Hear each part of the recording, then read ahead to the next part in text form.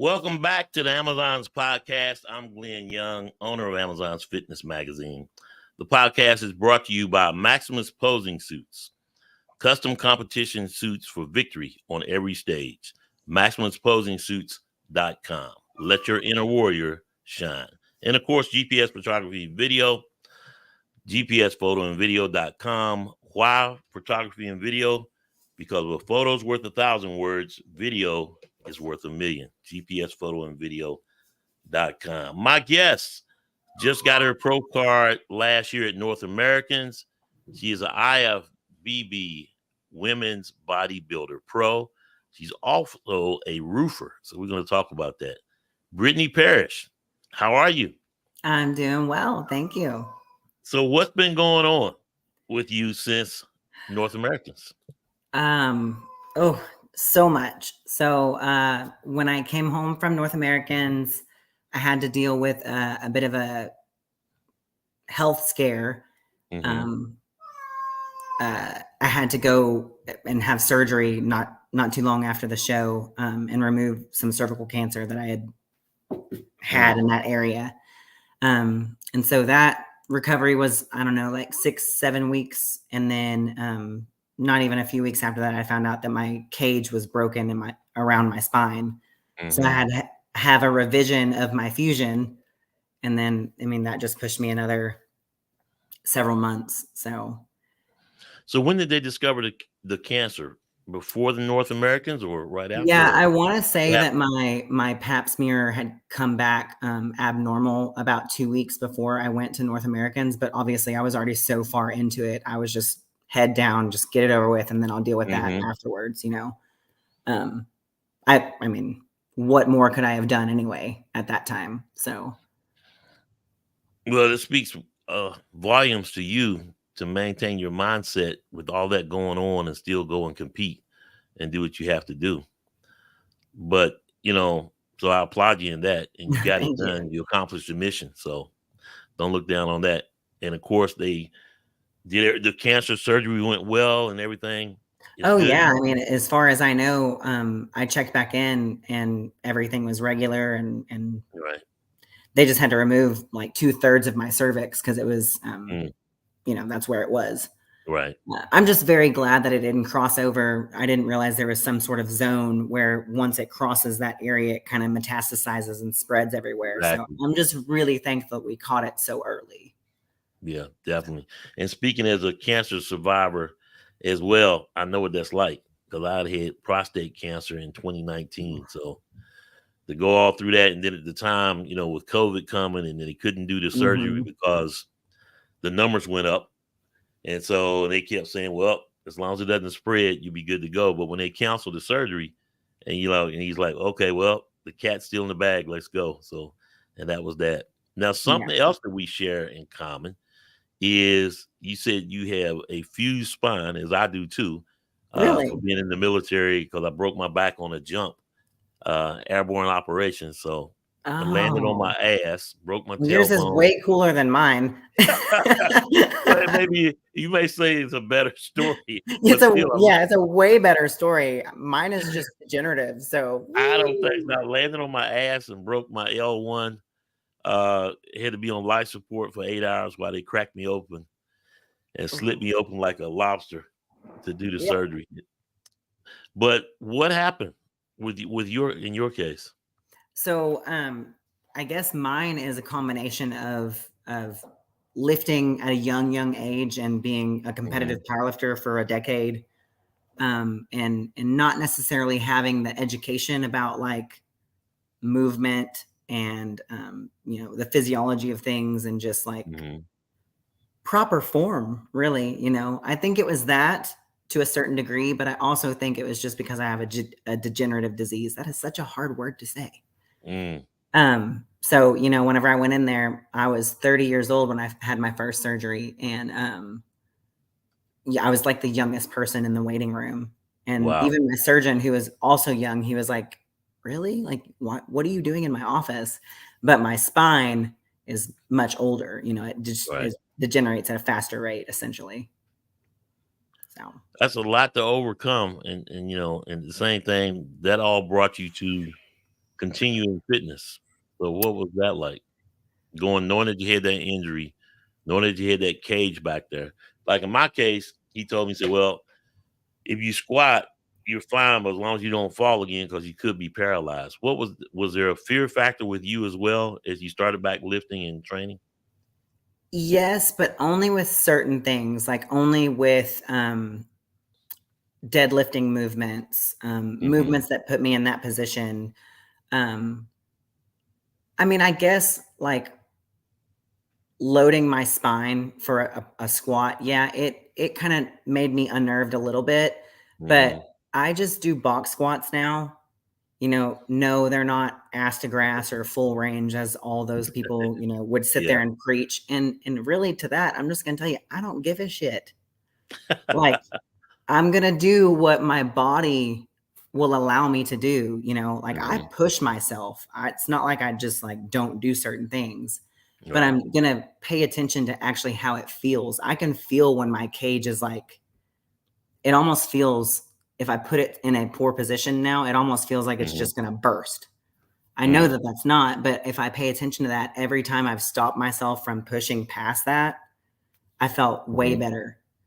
Whereas when the moments where I let my ego take over, I pay for it for the next like 6-7 days. I can't sit right. I can't there's sometimes if I sit for too long, when I stand back up, it takes like 20 seconds for me to be fully erect, and I'm 34. So. Can you tell when the weather's about to get bad? Every freaking time. And they give me so much shit, like at work and stuff, I work with a bunch of guys and they're like, oh, whatever. But no, I mean, I ache in different ways. It's almost like I think it picks up like the barometric pressure changes. Yeah, exactly. I really do think that's what it is. Yep. I feel something last night actually, because we had a little storm and I'm like, man, but as soon as it starts raining, then it lets up. Yeah. So you literally had a screw loose in your cage? Yeah. So what happened? It's like some Final Destination crap, Yeah. What made it come out, or was it just over time? Wow. I mean, your guess is as good as mine, but it was quite literally. I have a picture of it. It's like it just looks like it just popped right out of the little bracket thing that it was in, and it was kind of just essentially like poking into me or out of me. That's a lot of pain. Yeah. I was in pain every day, like constant pain.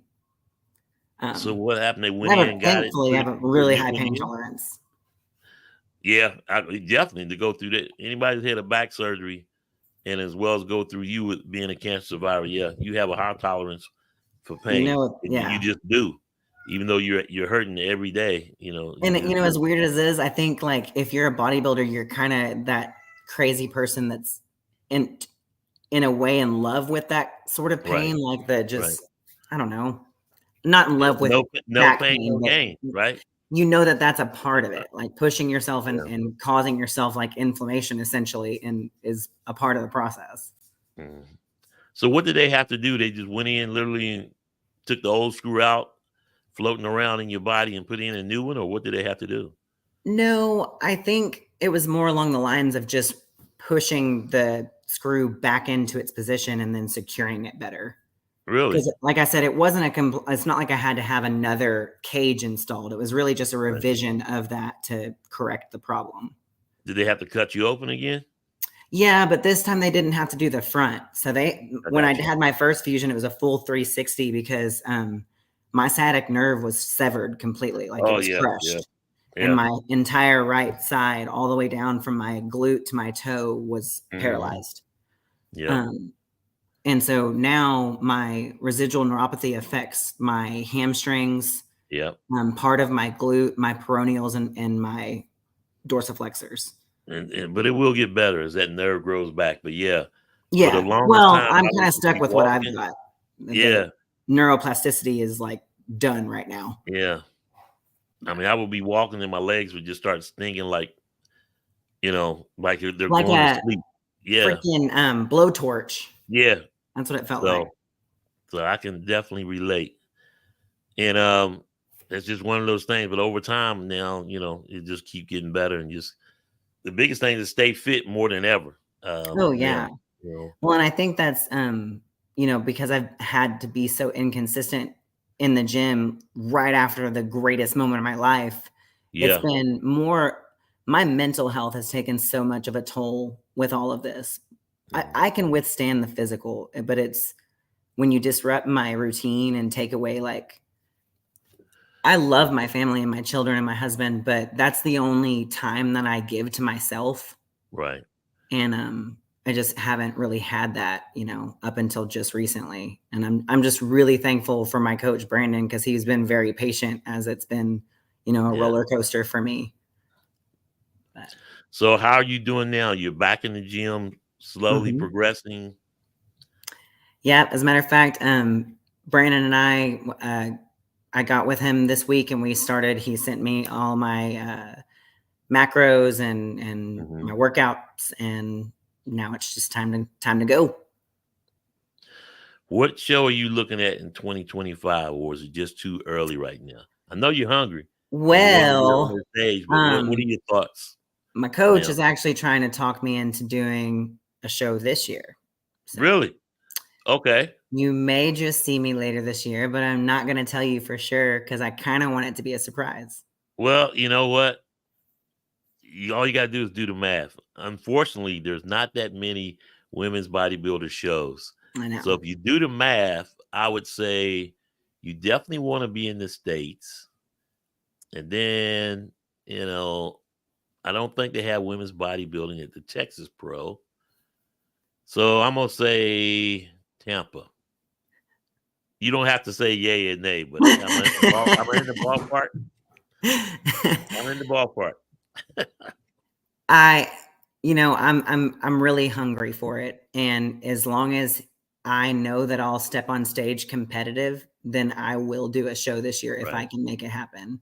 And you But want to have your I'm telling health you right too. now, I ain't getting on stage unless I'm going to be competitive. So, And there's nothing wrong with taking that year off, especially no. after coming off of everything that you've gone through. Yeah. And so, just And have to I play had it by to ear. tell myself that, because part of me is like, well, that's just weakness. That's just your weakness showing. Like, you're fine. No, Keep going. But no, yeah, you just have to see what's best for you. And mhm. like I said, you are a pro now, and now the next step is to compete with the best of the best. Mhm. In the Oh, I world have of being my eyes pros. set on Olympia for sure. Yeah, exactly.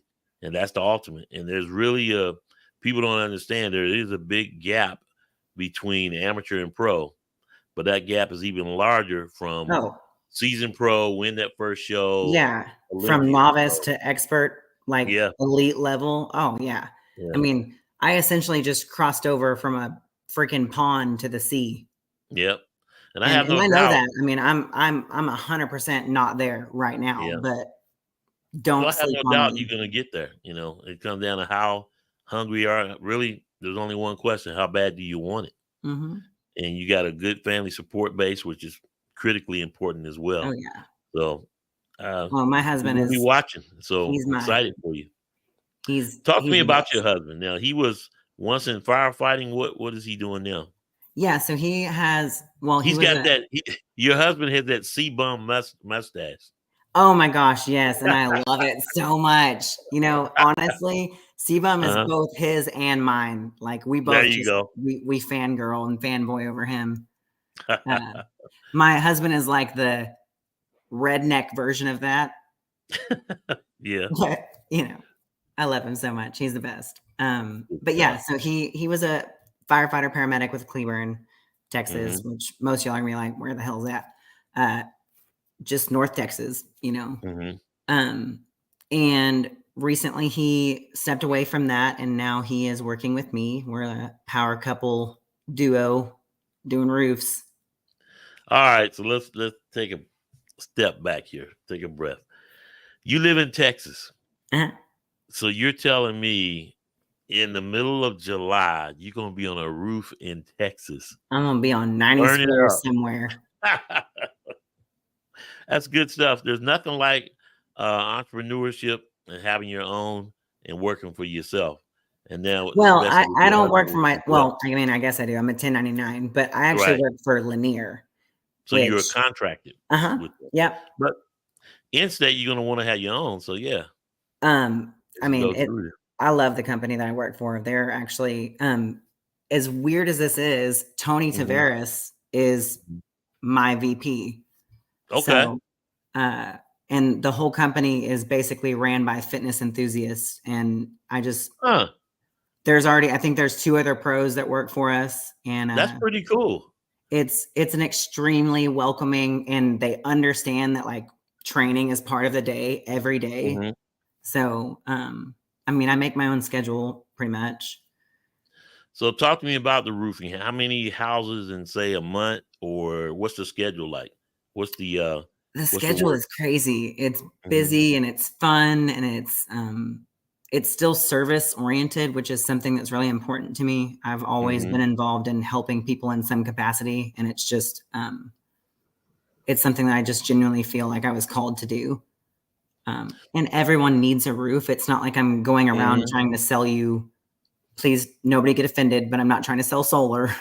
Oh yeah, well all those storms too. I mean, I got you're in Texas, but I need to do some stuff to my roof because the high winds and everything has pulled Yeah, all the tar paper up. Well, some of the tar paper off, but yeah, yeah, I'm gonna need to repair too. Now, do you do not just repairs, but you do the full roofs too, as yeah. far We as do building? everything. So we're full GCs. Oh man, And so I can do it all, which so is y'all funny. get locked in with them housing contractors and all these subdivisions Oh going yeah, on. I mean, there's several of us that Yeah. have personal relationships, or even just like group relationships with HOAs, and Hmm. I have a lot of realtor friends that I try to, be involved with. I actually just did an Right. inspection for one the other day. Um, And y'all got some it's- great homes in Texas, and it's definitely oh, military friendly because military retiree friendly because they have to oh, pay them taxes. yes. So I'm like, I like There's, that. I think honestly, this is one of the more military oriented Hmm. states.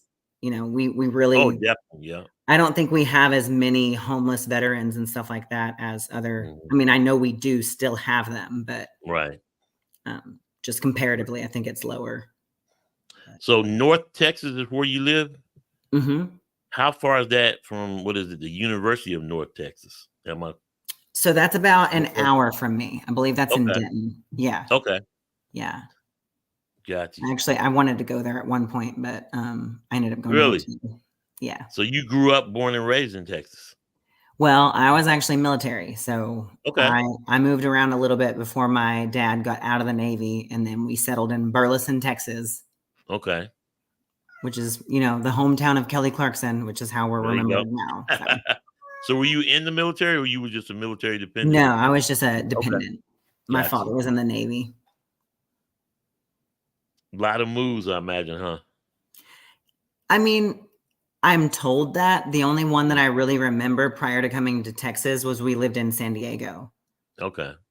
I was born in Philadelphia. Everybody calls me the Yankee, because I'm the only one from North. Hmm. Everyone else is from here. So I guess like when you hear my mother talk, she sounds like a freaking. She can't even say her L's. She always calls you an asshole. Ah, Yeah, I'm serious. that's different. Sucks. So earlier I heard your cat, I think it was. Talk to me Hmm. about your animals that you have. Well, I mean, are we talking about my kids too? Because they're pretty Well, they're wild. not animals. Come on now. Oh, they're crazy, especially the 4-year-old.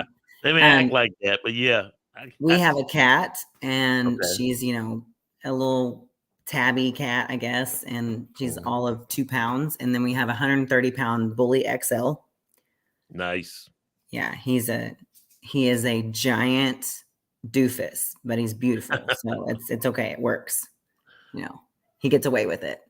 And then we have 2 snakes and 5 fish. Wow. How big are the snakes? They're pretty big now. I haven't gotten them out of the cage, although the cat Right. tried to jump in the cage yesterday. Really? That was interesting. I was like, cat, I would not You do have that. lost your mind. I was going to ask you, did the snakes try to eat the cat? No, the cat is the one that always instigates with the snakes. The snakes are just, Really? snaking Uh, around doing their own thing, and then I she's don't. always up there like trying to get them, and it's glass. So Wow. I don't think she's about that life with that. Because I mean, that's interesting that you got different animals, reptiles and stuff. They all get along pretty well. How's the management of that like? I mean, I don't know. I mean, and of course, your kids help, right? You have what, 2 daughters? I have 3 daughters. 3 daughters, okay. Mm-hmm. Yeah. What are their ages? I have a 17. Well, we have 3 daughters. We have a 17-year-old, an 8-year-old, and a 4-year-old. Okay. So that's different. Yep. So let's get back into women's bodybuilding. You started out as women's physique, correct? Yes. Okay. Well, actually, yeah. Well, it was either physique or figure. Gosh, it was so long ago. I can't remember now. It was bad either way. I mean, I was awful. What was the conversation like to say, hey, you need to move up to women's bodybuilding? Well, I mean, I don't remember who the judge was, but essentially it was just judges' feedback that was like, hey, you know, you're too big. Like, you're just a bigger frame. And I think you need to take, I'm pretty sure they said that you just need to take the time to grow into your frame. Right. And unfortunately, I mean, I'm 5'9" and I walk around, I think I'm 201 right now. That's just, I've always been just a big corn-fed chick. That's the only way. I mean, my dad used to call me that. It's the only way I can think to describe it. A true Texas girl. Everything's big in Texas. Yeah. So are you a Cowboys fan or no? I mean, I feel like it's just because I live here, I should say, you know, I am by association, but I don't, I mean, I will, well, I love you're a Texans, you know, one of them. I'm probably more of a Texans fan. I mean, I don't know. Yeah. I like to just sit with my husband, even if I don't care what he's watching. It's usually just, I'm just hanging out. That's great. How do we recruit more women to women's bodybuilding? What's the appeal? If you were writing a marketing plan for women's bodybuilding, say, hey, come be a women's bodybuilder, what would you say? What do you think the biggest fears of the competitors out there that don't want to move up to women's bodybuilding? I think it's just the, you know, long time debate about getting mass and having like a lot of mass and then not being able to retain your femininity. Gotcha. And I think as long as we just continue this upward trend of these more feminine yet massive women coming onto stage, I think it will eventually draw more people to it. But I also think we need to, I guess, advertise ourselves more and like, you know, do more advocation for our own division, because I just don't really see as much for us as I do the other divisions. And that's kind of our own fault. So if we want change, then we need to like affect the change, you know? How is it your fault? How is it women's bodybuilding's fault? Well, I mean, I'm not saying that it's our fault that the division is dwindling.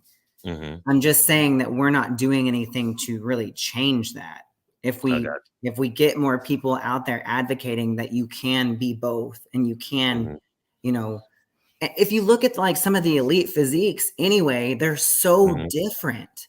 You've got Michaela Aycock, and then you've got Chelsea Dion, Teresa Ivanchek with her turtle shell back. And then you've got freaking, I mean, you've got so many different, but like beautiful depictions of women's bodybuilding. Right. So like, if we just continue that, I think it will help everyone to, like you say, celebrate the female physique in all shapes and sizes. You know, not all of us can be 110-pound bikini girls. Like I think that's literally my left thigh and butt cheek. So like, I was 178 pounds on stage last year, and I was very lean.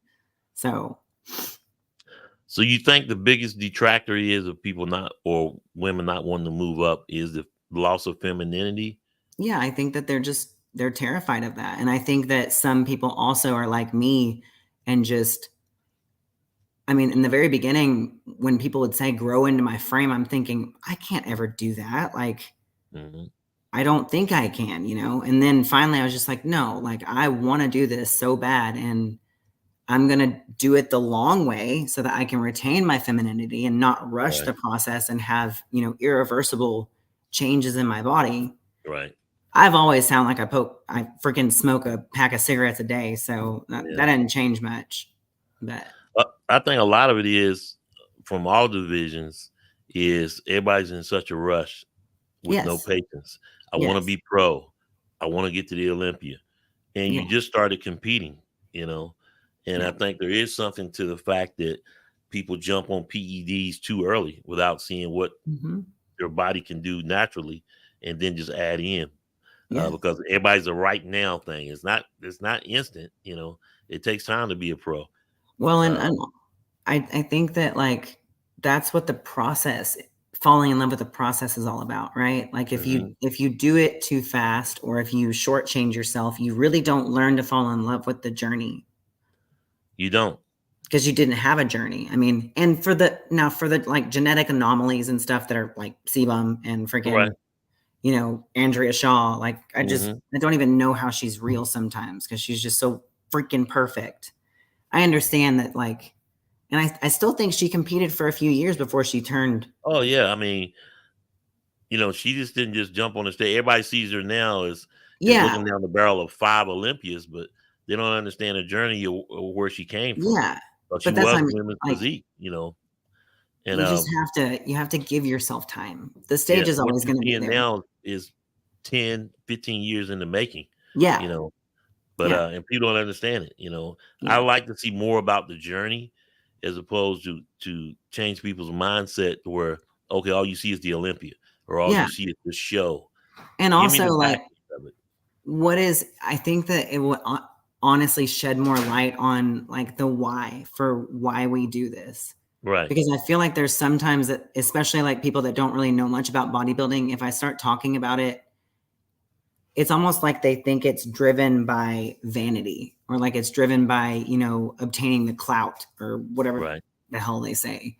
And it's not that at all for me. It's the control of my own result. It's the control of my body. It's the ability to, if I decide I want to be 6% body fat by November, I can do it. Like I am one of, 1% of people in the world that can do that. Exactly. And I think that's a really, really cool, almost like a superpower. And I was always heavier growing up. And in that time period, it was really, really popular to be about this big. So bodybuilding gave me a way to celebrate myself when I never celebrated myself growing up. So what do you think the best way is to reach a common ground? With the promoters, it's the sanction fee, and then women's bodybuilders don't show up for a show. With women's bodybuilding, is obviously the cost and more prize money. How do we get to a common ground to get more shows, to get more prize money, and at the same time to get women's bodybuilders to show up at the show so that the promoters can take the risk of like, okay, I'm gonna pay the sanction fee and we're gonna have women's bodybuilding? Well, I think that kind of still boils back down to our last point of just making it more appealing, drawing in more competitors for our division. And I don't have that all figured out, but I can. No one does. It's just that it's the reoccurring conversation, and it's definitely a good conversation to have as we get to a decision point. Nobody has all the answers, but we know what the issues are. So now we just got to get to a common ground so that you have it. I don't think that women's bodybuilding is dying, as other people have said. I wish that would stop being said. And Jake Woods brought it back, and they appreciate that. So now we just need to take the next step. Yep. In a conversation I had with Rashana Boswell last night, it was the same thing of, okay, there's no Arnolds, there's no this. Now you need to go out and make your own way. Ain't nobody going to give you jack. And that's all the way. That's where it's always been. Yeah. For women overall in any kind of industry, you got to go get your own. So promote yourself. Well, I mean, think about it. Think about it as kind of like the same thing as bodybuilding. Like nobody gives you that trophy. They ain't gonna make you get on the treadmill and do your cardio. They're not gonna make you eat that chicken and broccoli and rice like everyone laughs at us. I even hardly eat that meal. Yeah. But they got to understand the lifestyle, and that's what it is. you know. Yeah. And you either want it or you don't, but you got to know what the toll is to get to that stage. Yeah. And it really just comes down to how bad do you want it. Yeah. When do you think that you will make a decision about the show? Is there a decision point? I want to circle back to it because you answered the question, but did you answer the question? I am like honestly at the liberty of Brandon because I trust him so much. I mean, we worked together one season, and in 12 weeks, he took me to my pro card, and he learned me like in a way that I hadn't ever experienced before. So, like I said, if he thinks that it is possible that I can be competitive by the end of the year, I might try it. Do you think any of your girls will want to go into women's bodybuilding? How do they see you? How do they relate? Do they get teased at school? Your mom is a bodybuilder. No, So on as a and so matter of forth? fact, What's no, that it's like? quite the opposite usually. Usually the Okay. kids are very nice. The kids are a lot nicer than their parents. Let's just put it that way. You know. Sad. Yeah. I'm already like I do things kind of against the grain if you haven't noticed. I like to get myself involved in things that are like dominated by someone else or another category of people, you know. Bodybuilding, roofing. I always choose things that put me in a position where I'm the minority in a sense, you know. Or like I don't know, just I think it's just the shock value that I like. I like whenever people don't expect it, like they open the door and they don't expect to see me standing there asking them about their roof. They're just kind of Got you. And it's striking a conversation like, oh, you see her pick up those? Yeah, it's a tiles over there? conversation Like, starter. oh, It's yeah. my hot knock. What do you do? You know, Yeah. that's great. When you look at it, and I want to get your last thought on this. You told me what your short-term goals are. What are your long-term goals? How long do you want to do this? Your ultimate goal obviously is to be Miss Olympia, or else you wouldn't be doing it. What do you see yourself in 3 years, 5 years? I see myself on the Olympia stage within the next year, 2 years. I have it in my head, and I'm gonna do everything I can to get there. And honestly, I'm so hyper focused on that. I don't think I've thought about anything after that, and I don't think that I will, because it is quite literally I've watched the Olympia almost every year since I was 19 years old. And I mean, I know I'm not there yet, but I can guarantee you will see me on that stage. Do you see yourself coaching down the road, or? I do right now. Yeah. Okay. How many clients do you have? Or what? I only training work with competitors or lifestyle? Well, I do both of those. But right now I only have 3 people that are competing this year because I don't really want to bite off any more than I can chew. I want to make sure that I give them, you know, as much of me as I can. So yeah, I love doing bodybuilding prep. I'm still really new at it in the sense of being a coach, but it's extremely enjoyable. It's so fun watching people fall in love with this like I did, you know. Brittani Parish, thank you for coming on the podcast. We got to plan out this photo shoot. Yes. So yes you get closer and everything. We got to make that happen. Yeah. You might be the only one that gets to know just for that reason. Well, there you go. Because, hey, I'm honored. Keep me in the loop, okay? I sure will. And we have to come back on once you're ready to make your announcement. We'll go from there. Sounds good. Thanks for joining me. Thanks for having me. Bye. No problem. Appreciate you. Coming up on Saturday at noon on the podcast, Jen Aguirre will be joining the podcast. So you want to look forward to that. And of course, over the weekend, I'll announce all the new guests that's coming up the first week of May. Celebrate the female physique. Appreciate your support. Without the subscribers, this can't be done. The more that you do, the more that I can do. And as always, like, share, and subscribe. And of course, subscribe to the Amazon's FitMag website. Celebrate the female physique. We will see you guys on Saturday at noon with Jen Aguirre as she joins the podcast. Take care.